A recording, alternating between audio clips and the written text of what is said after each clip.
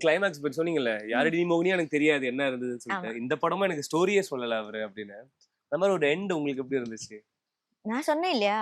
அது லிட்டரலி நான் தியேட்டருக்குள்ள இருந்து அழுதுட்டேன். பிகாஸ் அது எக்ஸ்பெக்ட் பண்ணல.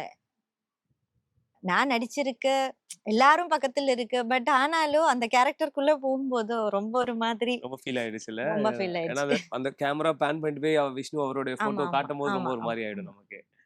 இந்த பொண்ணு அவ இறந்தது தெரியாம போய் தேடிட்டு இருக்கிறது ஆமா. திருவிழால அவன ரொம்ப அப்படின்றதுலாம் கஷ்டமா இருந்தது. கஷ்டம்.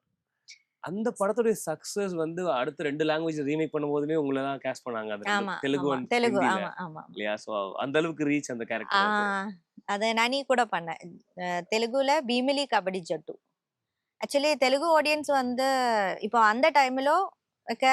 தமிழ்ல வந்து இந்த மாதிரி ரியலிஸ்டிக் மூவிஸ் எல்லாம் அக்செப்ட் பண்ணிடுவாங்க.